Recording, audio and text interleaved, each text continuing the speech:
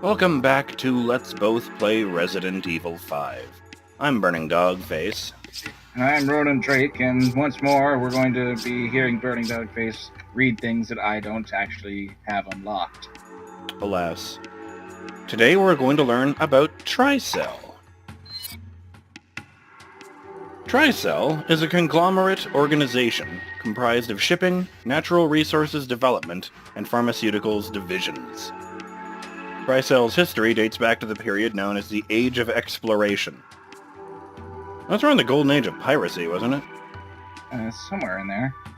The forebearer to Tricell was Travis Trading, a company owned by the wealthy European merchant Thomas Travis. They are going real deep with this one. This company profited greatly from expansive trading with the Orient and laid the groundwork for what would become Tricell's shipping division. Travis Trading entered the 19th century as a profitable trading venture. Wow, they are really going far back. In the 1800s, Henry Travis, the youngest of 7 siblings, invested much of his own fortune into the exploration of Africa. During this period, the exploits of explorers like David Livingstone were creating quite a stir in the newspapers of the day. Henry's expedition was inspired by these accounts, and his decision was to have a great impact on Travis Trading's future. Henry made 5 expeditions to the African continent in order to explore all of its regions. The extensive funds of the Travis family allowed him to continue his research into Africa, even through times when results were not forthcoming. After his 5th and final expedition in Africa, Henry Travis returned to his home country a full 34 years after he had first left it. Henry compiled the records of his expedition into an impressive 72-volume set entitled Survey of Natural History. These books covered everything from animals, plants, insects, minerals, and topography to the native inhabitants and their cultures, histories, and traditions. Wow. These books also contained extensive records detailing the folklore of various peoples throughout the continent.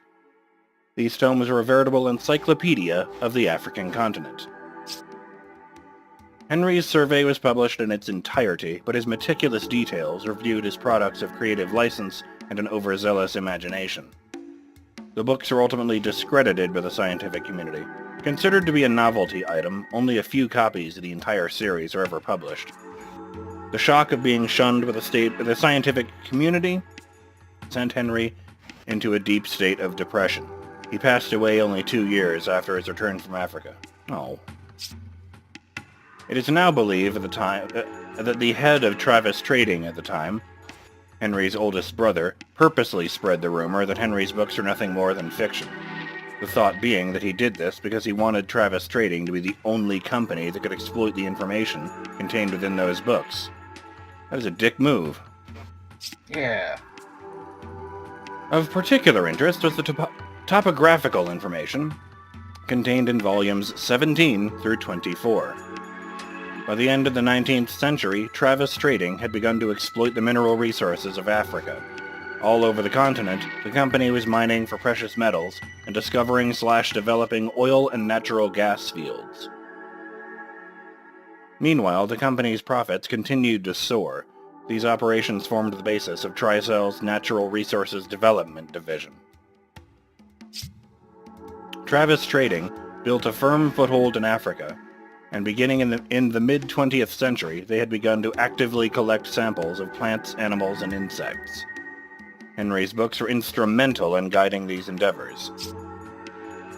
The collected specimens were used in pharmaceutical research, and before long, that research brought commercial success and the subsequent founding of Tricell's Pharmaceuticals division. Travis Trading was the basis for the shipping division.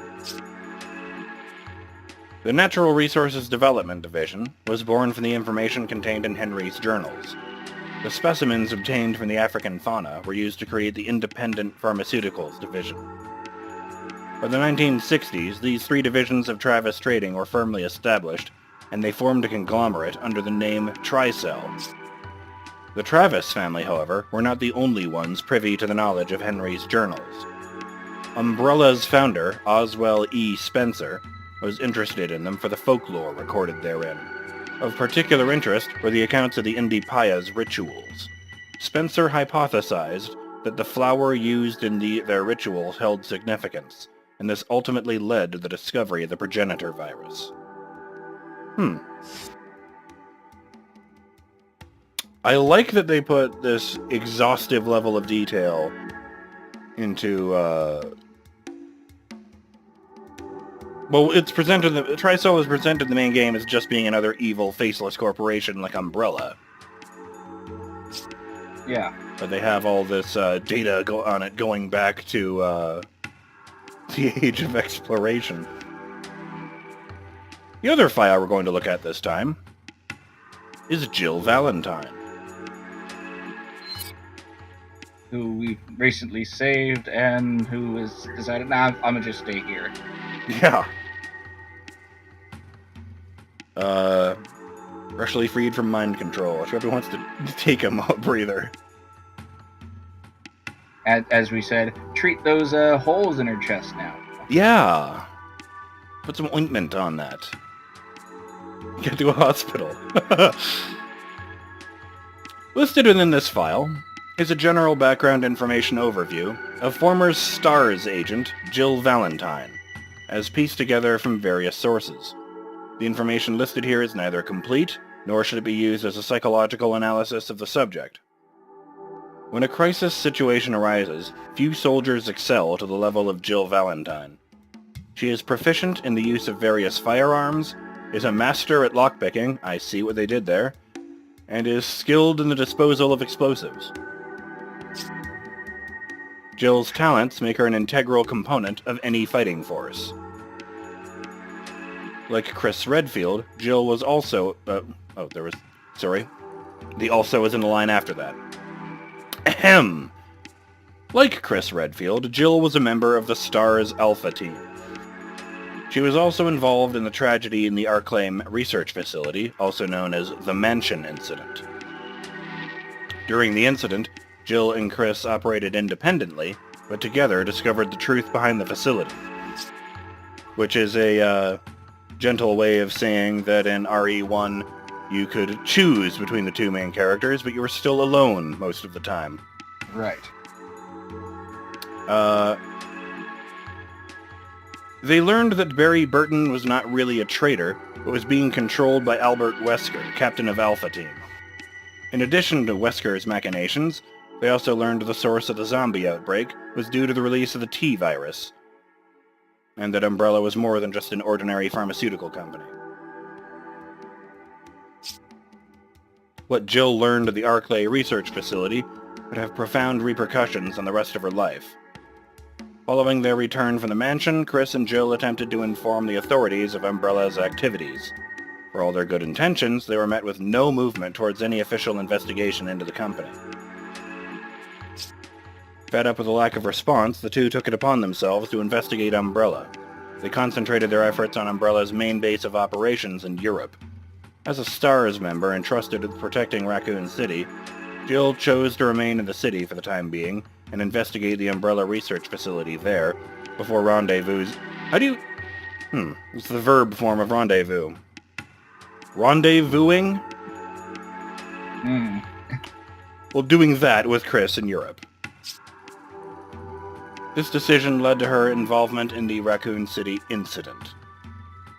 During her investigation, rodents infected with the T-virus in the Arclay research facility began to spread the virus into the city.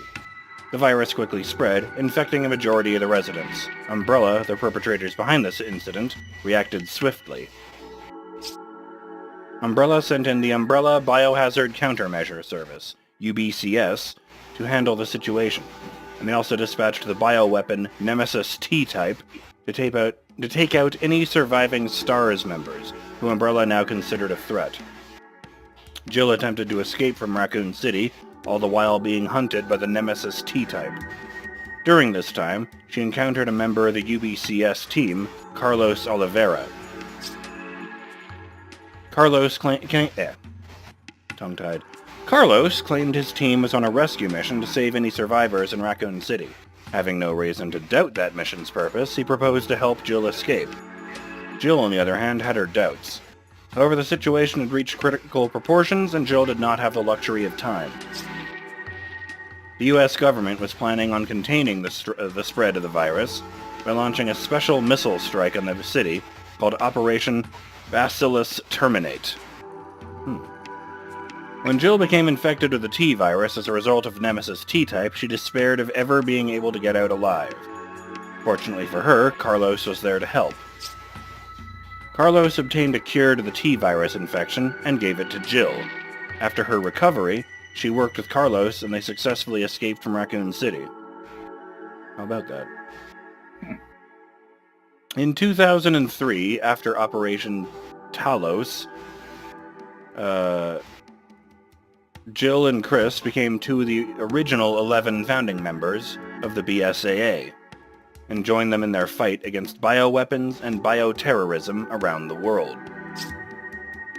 Chris and Jill stopped bioweapons in Asia, destroyed bioweapons labs in South America, and arrested smugglers in Europe, and patrolled the world in an attempt to stamp out all bioweapons. It's pretty impressive for just two people. Yeah. Throughout their activities, while they may have suspected the long fingers of Umbrella as being involved, they never had any conclusive proof. Those long fingers, however, would turn out to be connected to the hands of Umbrella's founder, Oswell E. Spencer. The pair received intel on Spencer's whereabouts and rushed off to arrest him, only to find their former captain and hated enemy, Albert Wesker. Seeing Spencer's crumpled corpse on the ground, the two changed their plans to arrest Wesker instead. In a 2-on-1 fight, Chris and Jill should have had the advantage, but Wesker's strength and agility were well beyond that of any normal human. For all their training, Jill and Chris are no match for Wesker. As I recall, Wesker didn't even have a gun in that fight, and he was still whipping their ass. Yeah. As Wesker was about to end Chris's life, Jill made the ultimate sacrifice. Lunging at Wesker, she threw both herself and him out of a window and over the side of a cliff. Chris could do nothing as he watched his partner fall to her death. And there's 12 pages left, so I guess we're about to fill in some of the blanks. I feel like there should be a "the" here, but BSAA launched a full-scale search operation, but neither Jill's body nor any of her personal effects were ever recovered. On November 23rd, 2006, Jill Valentine was officially declared dead, and her name was added to the list of BSAA members who had died in the line of duty. But Jill's story did not end there. The fall did not kill Jill nor Wesker. Though badly hurt and unconscious, Jill was saved by Wesker. After giving her the medical treatment she required, he placed her in cryogenic sleep. Once the Ouroboros plan was finalized, Wesker intended to use her as the first test subject. This was Wesker's way of exacting his revenge. Fortunately for Jill, luck was on her side. The apparatus monitoring her vital signs detected some abnormalities. Something was happening inside Jill's body, and Wesker's curiosity was piqued. Further investigation showed that a mutated form of the T-virus was still inside her body. It was a remnant I was just about to suggest that was it. Huh. It was a remnant from her infection in Raccoon City. I kind of thought it was 100% lethal, so I was, I'm learning brand new things already. The cure she was given was supposed to have eradicated all traces of the virus in her body, but instead it caused the virus to go into a dormant state. Oh boy, I hope she hadn't gone on any blood drives. Her extended period in a cryogenic sleep somehow reactivated the virus. Shortly after being reactivated, the T-virus completely disappeared from her body, but it left something else in its place. Wesker found that Jill's body now contained powerful antibodies to the virus. All those years, the T-virus was inside her body, forced it to develop a defense system that was nothing short of miraculous. This discovery would help further Wesker's ambitions. The development of the Ouroboros virus, the centerpiece of the Ouroboros plan, had proven to be quite difficult. The Ouroboros virus, developed from the progenitor flower, proved to be too poisonous to humans to be of much use. Instead of spurring the next step in human evolution, it only invited death. Wesker theorized that using Jill's antibodies could make the virus less poisonous. He kept Jill alive solely to produce antibodies for his research. Jill, who had reviled bioweapons and devoted her life to eradicating them, was ironically being used to develop the most terrible bioweapon of all.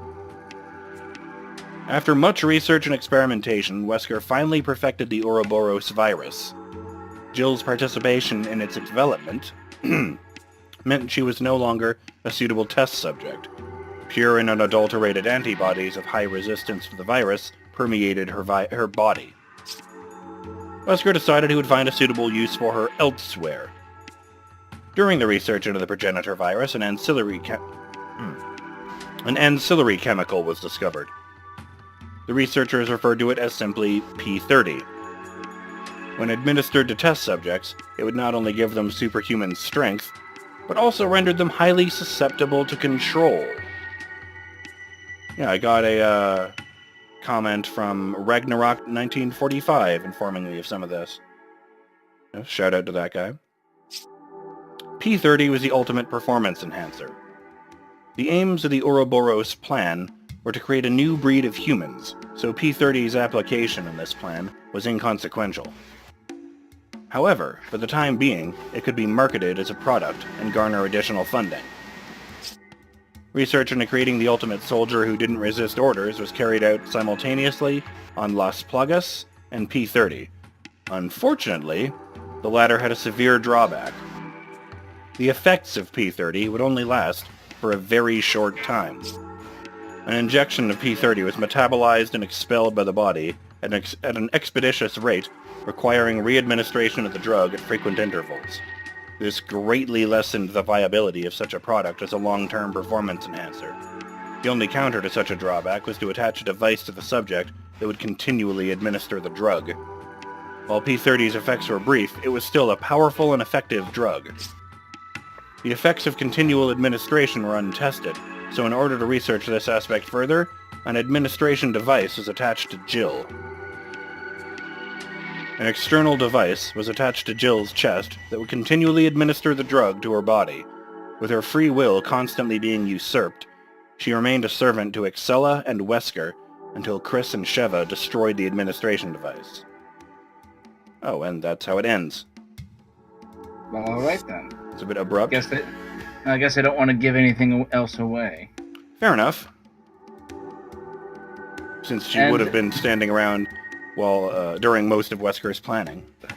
Days later, with the death of Wesker and Excella, Yeah, let's go straight to the end of the game. Well, that'll do it for this dip into the lore. I'm BurningDogFace. I'm Ronin Drake. And we'll see you back into it. Yeah, on the next episode of Let's Both Play Resident Evil 5. Later.